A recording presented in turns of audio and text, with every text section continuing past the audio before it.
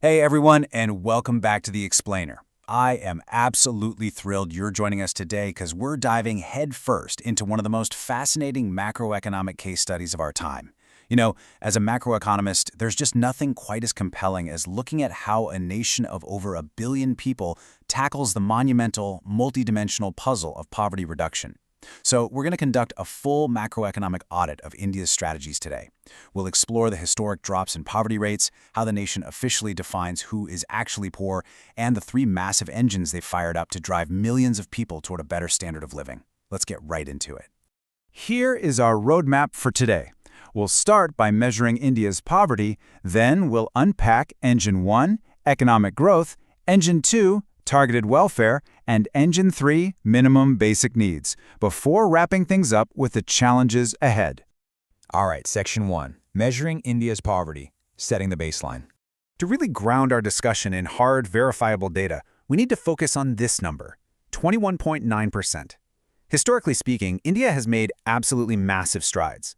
If you rewind to 1993 to 94, a staggering 54.9% of the population was living in absolute poverty. But jump forward to 2011 to 2012, and that number plummeted to 21.9%. We're talking about millions of lives fundamentally changed for the better. But to really grasp what that 21.9% actually represents, we have to dig into how economists classify poverty in the first place. See, poverty isn't just some static, permanent label. Broadly speaking, we can classify the poor into two main groups, the chronic poor and the transient poor. The chronic poor are those who are unfortunately always or usually poor. But then you have this fascinating third group, the churning poor. These are folks like small farmers or seasonal workers who constantly bounce in and out of poverty based on fluctuating incomes. Maybe they have a good harvest one season or pick up a temporary job. It just goes to show that poverty is highly dynamic. A single string of bad luck can push a vulnerable family right back under the poverty line. And how does India officially calculate that poverty line? Well, it's definitely not a one-size-fits-all metric. It's split up to reflect rural versus urban realities. In rural areas, the poverty line is anchored to a minimum daily intake of 2,400 calories, which translated to a monthly per capita expenditure of 816 rupees back in 2011-12. But in urban areas, the calorie requirement drops slightly to 2,100 calories, while the monetary threshold bumps up to 1,000 rupees. The macroeconomic logic here is actually brilliant. Rural populations do a lot of intense physical agricultural labor, so they need more calories. Urban populations, on the other hand, face way higher cash costs for basic essentials like housing and transportation. It is also super vital that we distinguish what kind of poverty we're actually measuring here. We are talking about absolute poverty, not relative poverty. Absolute poverty means a person is entirely deprived of basic subsistence needs. They literally cannot afford enough food to stay healthy. This is the urgent, life-or-death crisis that developing nations have to tackle first. Relative poverty, though, is all about income inequality. That's when you compare the bottom 20% to the top 20%. Relative poverty exists everywhere, even in the richest nations on Earth, but absolute poverty? That is a matter of basic human survival. Moving right along to Section 2, Engine 1, Economic Growth. For a long time, especially prior to the 1980s, India was stuck with very low economic growth, which severely suppressed per capita income. But there's a core economic principle we all know. A rising tide lifts all boats. When you promote rapid, broad-based economic growth and structural transformation, it automatically improves conditions across the board. Expanding the GDP creates the industrial and service sector jobs needed to pull people upward, slowly raising incomes. But, as macroeconomists know all too well, growth takes time to trickle down. For millions facing immediate hunger right now, overarching growth alone just isn't fast enough. Which brings us perfectly to Section 3, Engine 2, Targeted Welfare. Because growth is a slow burn. Governments need direct action. A central tool for these targeted programs is something called wage employment. Basically, this means setting up a system where individuals can work in public works enterprises in exchange for guaranteed wages. It's a lifeline. It provides immediate, stabilizing cash for folks who simply cannot find jobs in the private sector. So, how is this theory put into practice? Enter MGNRGA, the Mahatma Gandhi National Rural Employment Guarantee Act. Launched in February 2006, this is a truly massive social safety net. It legally guarantees 100 days of wage employment every single financial year to any rural household that asks for it. And here's the best part. Wages are transferred directly into the bank accounts of the workers. That direct transfer totally bypasses middlemen and creates absolute payment transparency, ensuring the funds actually end up in the pockets of the rural poor. Actually, that brings up a really good question. How on earth do you transfer wages directly to folks who don't even have bank accounts? Well, that's where the PMJDY, or Pradhan Mantri Jan Dhan Yojana, comes into play. Launched in 2014, this initiative drastically expanded financial inclusion. It allowed unbanked individuals to open basic savings accounts with almost zero paperwork. And it didn't just give them a place to stash cash. It brought millions into the formal economy, giving them debit cards, built-in accident insurance, and access to credit and pensions. Financial empowerment like that is a massive step in eradicating poverty. All right, Section 4, Engine 3, Minimum Basic Needs. The absolute crown jewel of this third engine is the Public Distribution System, or PDS.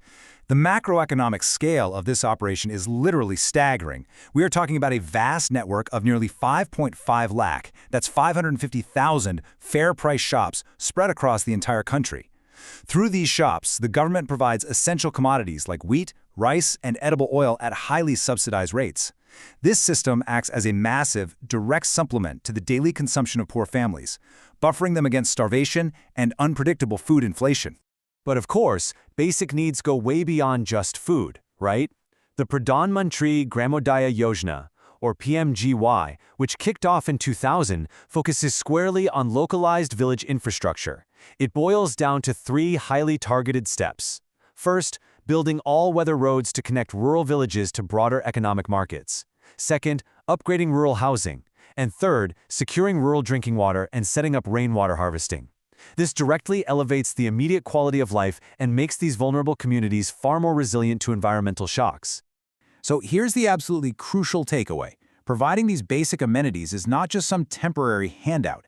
By ensuring food security, clean water, and shelter, right alongside massive investments in human capital, specifically through programs like the Sarva Shiksha Abhiyan, or SSA, which provides free and compulsory education to boost literacy and workforce skills, you are structurally investing in the future. Healthy, educated kids become a highly productive future workforce, and that is how you finally break the intergenerational cycle of poverty. Finally, Section 5, The Challenges Ahead. Modern poverty analysis forces us to look way beyond simply counting daily calories. We have to talk about social exclusion and vulnerability. Social exclusion means the poor are often trapped in impoverished surroundings, completely shut out from the social equality that better-off citizens enjoy. It's a compounding nightmare. Lack of health care leads to rampant disease, lack of education leads to illiteracy, and lack of adequate shelter leaves them completely exposed. It is a brutal, multidimensional trap. And this vulnerability? It disproportionately devastates specific groups. Widows, handicapped individuals, and socially backward castes face incredibly elevated risks. Even if they manage to inch temporarily above the poverty line, they usually don't have any financial safety buffer. They struggle to build up alternative assets. Throw in the ongoing battles for basic sanitation and gender equality, and the risk just skyrockets. So when a sudden shock hits, whether that's a flood, an earthquake, or a job market crash, they are the very first ones dragged right back into absolute poverty. Building robust, permanent safety nets for these demographics is a major, ongoing challenge. Another giant hurdle is interstate disparity. There is absolutely no single silver bullet for a country as vast and diverse as India. Different states need entirely different playbooks. For example, Kerala managed to drastically reduce poverty by going all in on human resource development, focusing heavily on health and education. West Bengal, on the other hand, found success through aggressive land reform measures that redistributed land to the landless. Meanwhile, Andhra Pradesh and Tamil Nadu succeeded primarily by heavily optimizing their public distribution systems for maximum food security. The big challenge now is figuring out how to scale these diverse regional successes universally. Which leaves us with this final, provocative thought. India has successfully used economic growth, targeted welfare, and basic needs provision to pull hundreds of millions of people above that calorie-based poverty line. It's an incredible achievement. But looking forward, how does a nation pivot from just providing basic daily calories to ensuring universal health care, job security, safe drinking water, sanitation, gender equality, and true social inclusion that protects every single citizen against sudden economic shocks? It is arguably the ultimate macroeconomic puzzle for the next phase of global development.